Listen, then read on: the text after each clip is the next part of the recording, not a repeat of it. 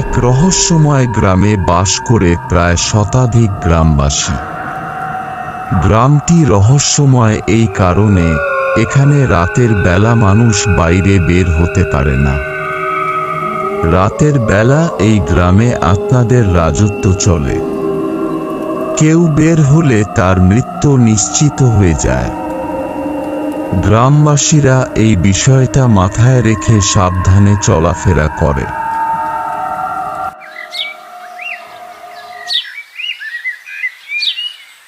একদিন এই গ্রামে মিথি ও তিথি নামের দুই বোন শহর থেকে আসে। চাচার বাড়িতে তারা বেড়াতে এসেছে।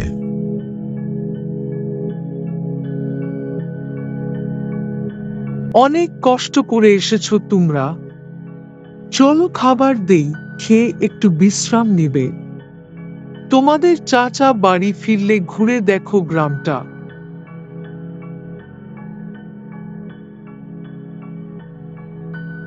এসে পড়েছ তোমরা।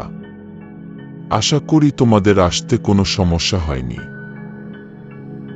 না চাচা, আমরা ভালো আছি, আর আসতে কোনো সমস্যা হয়নি। বিকালের দিকে চাচা মিথি ও তিথিকে নিয়ে গ্রামে ঘুরতে বের হয়। চাচা, এই গ্রামটা তো দেখি অনেক সুন্দর। হ্যাঁ, তা ঠিক, তবে আমার কেন জানি গ্রামটাকে রহস্যময় মনে হচ্ছে। সব গ্রামেই কিছু না কিছু রহস্য থাকে। আমাদের গ্রামেও কিছু রহস্য আছে। কি রহস্য চাচা? আমাদের এই গ্রামে আত্মার বসবাস আছে। আর আমি তো তোমাদের একটা কথা বলতে ভুলেই গেছি। রাতের বেলা কোনোভাবেই বাইরে বের হওয়া যাবে না, না হলে বিপদ হবে। সত্যিই কি চাচা এখানে ভূত থাকে? আমি ওইসব ভূত পেতে ভয় পাই না। যাই করো মেয়েরা, খুব সাবধানে থাকতে হবে তোমাদের। চাচা তাদের পুরো গ্রাম ঘুরিয়ে বাড়ি নিয়ে যায়। প্রায় সন্ধ্যা, আর সন্ধ্যা হতে না হতেই গ্রামের সকল ঘরের দরজা বন্ধ হয়ে গেছে।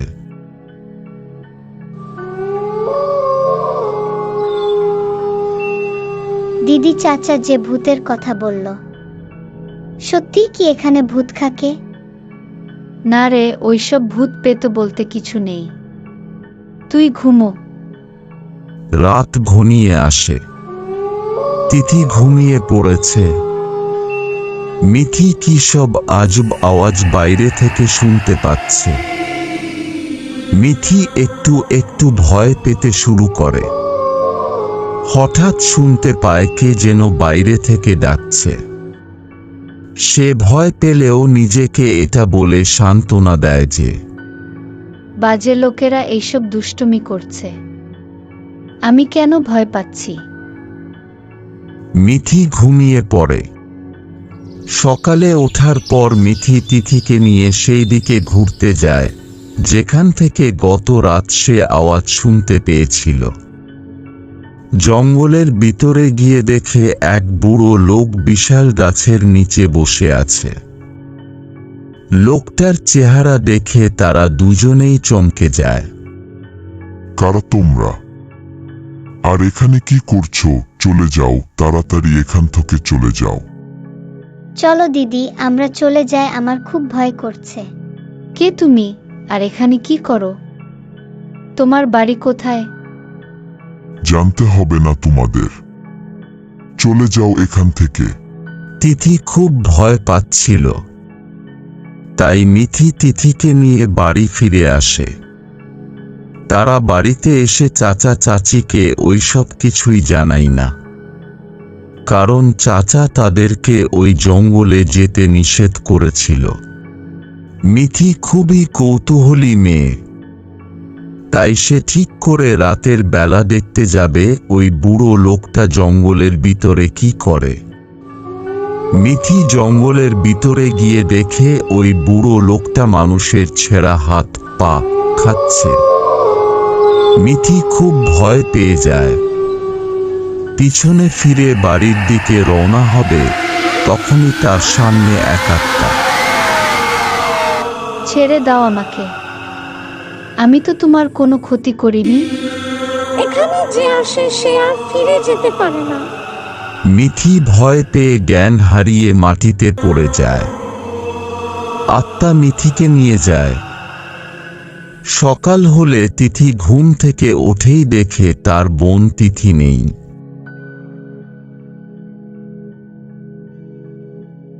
চাচা চাচা, দিদিকে কোথাও পাচ্ছি না। আমার দিদি কোথায়? কি বলছো তুমি? কে জানে কি করেছে ও? তিথির চাচা চাচি ভয় পেয়ে যায়। গ্রামের কোথাও মিথিকে খুঁজে পাওয়া যায় না। গ্রামের এক যুবক বলে, আমি গতকাল রাতে একটা মেয়েকে জঙ্গলের দিকে যেতে দেখেছি। সবাই জানতে পারে মিথিকে অবশ্যই ভূত নিয়ে গেছে। কেউ আর জঙ্গলে গিয়ে তার খবর নেওয়ার সাহস পায় না। সবার মাঝে ছোট্ট মেয়ে তিথি বলে, আমি যাব আমার দিদিকে বাঁচাতে। না, একটা মেয়েকে হারিয়েছি। আমরা তোমাকে হারাতে চাই না। জানি না আমরা এই আত্মাদের অভিশাপ থেকে কবে মুক্তি পাব।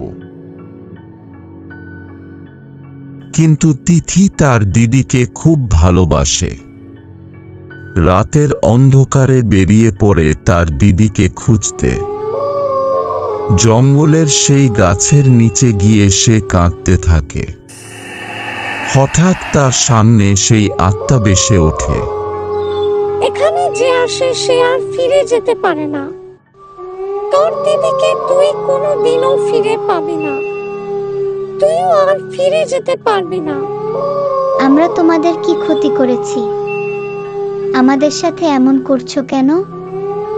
হ্যাঁ, মেরে ফেলো আমাকে। আমার দিদিকে ছাড়া আমি কি করব? আমি জানি তোরা কিছু করিস নাই, কিন্তু এই গ্রাম অভিশপ্ত। বহু বছর আগে গ্রামের মানুষ আমাকে অন্যায়ভাবে হত্যা করেছিল। প্রতিশোধের আগুনে আমি আজও এই গ্রামে ঘুরে বেড়াই। তাহলে আমাদের দিদি কিভাবে বাঁচবে? আমাদের কি হবে? আত্মা কিছু না বলে অন্ধকারে মিলিয়ে যায়। তিথি ভয়ে কেঁপে উঠলেও হাল ছাড়ে না। সকালে সে শুনতে পায় গ্রামের প্রান্তে এক সাধু থাকেন, যিনি অনেক অলৌকিক শক্তির অধিকারী। চাচা, আমি ওই সাধুর কাছে যাব। তিনি ছাড়া আমার দিদিকে বাঁচানো সম্ভব না। ও সাধুর কাছে যাওয়া খুব কঠিন, কিন্তু যদি সত্যি সাহস থাকে তবে যাও। তিথি একা একা জঙ্গলের গভীরে গিয়ে সেই সাধুর কুটির খুঁজে পায়। ভিতরে আগুন জ্বলছে, ধূপকাঠির গন্ধ ছড়াচ্ছে। কন্যা, আমি জানি কেন এসেছ। ওই অভিশপ্ত আত্মাকে মুক্তি দিতে হবে, না হলে এই গ্রাম কোনোদিনও শান্তি পাবে না। সাধু বাবা, আমি যা করতে হবে তাই করব। শুধু আমার দিদিকে ফিরিয়ে দিন। ঠিক আছে, আজ রাতেই পূর্ণিমা। আগুন আর মন্ত্রের শক্তিতে আমি আত্মাকে মুক্ত করব। কিন্তু তুই সাহস করে পাশে দাঁড়াতে পারবি তো? হ্যাঁ সাধু বাবা, আমি আমার দিদির জন্য সব করতে রাজি। রাত আসে, চারিদিকে অন্ধকার। সাধু মন্ত্র জপতে শুরু করেন। হঠাৎ প্রবল হাওয়া বইতে শুরু করে। আত্মা ভয়ঙ্কর রূপে হাজির হয়। কে সাহস করলো আমাকে ডাকা? আমাকে কেউ আটকাতে পারবে না। না দুষ্ট আত্মা, তোর অভিশাপের সময় শেষ। এবার তুই মুক্তি পাবি। সাধু মন্ত্র উচ্চারণ করতে করতে অগ্নিশিখা উঁচু হয়ে ওঠে। আত্মা যন্ত্রণায় চিৎকার করে ওঠে। ধীরে ধীরে তার মুখ থেকে রাগ ও ঘৃণা মিলিয়ে গিয়ে শান্তি ফুটে ওঠে। এত বছর পরে আমি অবশেষে মুক্তি পেলাম। ধন্যবাদ কন্যা, তোর ভালোবাসা আর সাহস আমাকে শান্তি দিয়েছে। আলো ঝলকানি শেষ হলে মিথি মাটিতে অচেতন অবস্থায় পড়ে থাকে। তিথি ছুটে গিয়ে তাকে জড়িয়ে ধরে।